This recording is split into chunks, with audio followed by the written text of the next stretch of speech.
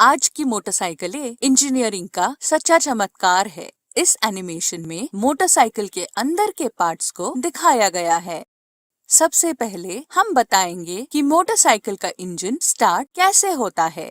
सभी मोटरसाइकिलों में किक स्टार्टर या सेल्फ स्टार्टर या दोनों होते हैं। किक स्टार्टर मैकेनिज्म सरल है फिर भी रोचक है। किक स्टार्टर लीवर को हल्के से दबाने से पिनियन गियर मेन शाफ्ट के एक फ्री व्हीलिंग स्पर गियर से मैश होता है। जब हम स्टार्टर लीवर को पूरा दबाते हैं, तो ये पिनियन गियर क्लच हब तक पावर ट्रांसफर करता है। क्लच हब क्रैंक शाफ्ट को घुमाता है और क्रैंक शाफ्ट इंजन तक पावर ट्रांसफर करता है, जिससे इंजन स्टार्ट होता है। सेल्फ स्टार्टर सिस्टम में इलेक्ट्रिक स्टार्टर मोटर इंजन को स्टार्ट करने के लिए पावर देती है। इंजन चालू होने के बाद स्टार्टर मोटर को इंजन से अलग करना पड़ता है। हम इसके लिए वन वे क्लच का उपयोग करते हैं। इसमें एक आउटर रेस और एक इनर रेस होती है। इन दोनों रेसेस के बीच में रोलर्स होते हैं। जब स्टार्टर मोटर आउटर रेस को घुमाता है, तो रोलर्स इन दो रेसेस के बीच में फंस जाते हैं और दोनों रेसेस एक साथ घूमने लगते हैं, जिससे इंजन तक पावर ट्रांसफर होता है। इंजन चालू होने के बाद इनर रेस स्टार्टर मोटर से ज्यादा तेजी से घूमने लगते हैं, जिससे रोलर्स स्वतंत्र हो जाते हैं और आउटर रेस तक पावर ट्रांसफर होने से रोकते हैं।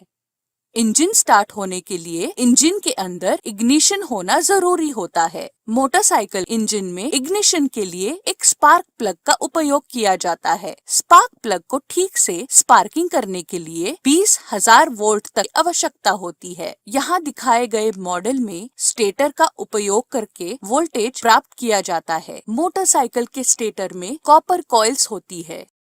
इंजन के फ्लाईव्हील में परमानेंट मैग्नेट्स होते हैं, जो फ्लाईव्हील के साथ घूमता है और कॉइल में करंट पैदा करता है। स्टेटर का प्रत्येक आउटपुट अलग अलग सिस्टम को पावर देता है, जो इस डायग्राम में दिखाया गया है। इग्निशन के लिए एक्साइटर कॉइल का उपयोग किया जाता है। इसमें अन्य कॉइल्स की तुलना में ज्यादा वाइंडिंग होती है, जिसके कारण ज्यादा वोल्टेज उत्पन्न करता है। एक्साइटर कॉइल से उत्पादित वोल्टेज CDI यूनिट को सप्लाई की जाती है।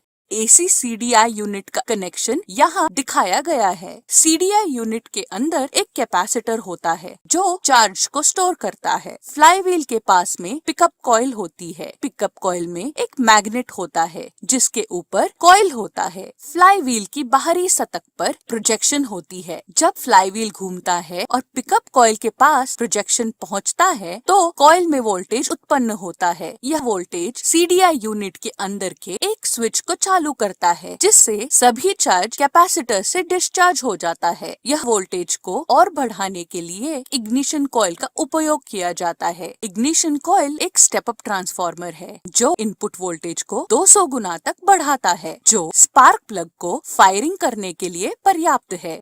मोटरसाइकिल में कई अन्य पार्ट्स होते हैं, जो मोटरसाइकिल के निरंतर संचालन में मदद करते हैं। इनटेक और एग्जॉस्ट वाल्व को टाइमिंग चेन का उपयोग करके नियंत्रित किया जाता है। आमतौर पर सिंगल सिलेंडर इंजन्स में काउंटर बैलेंस होता है, जो इंजन के अंदर कंपन को कम करने में मदद करता है। क्लच क्रैंकशाफ्ट से ट्रांसमिशन सिस्टम तक पावर ट्रांसफर करता है। ट्रांसमिशन सिस्टम मोटरसाइकिल की पावर और स्पीड को बदलने में मदद करता है।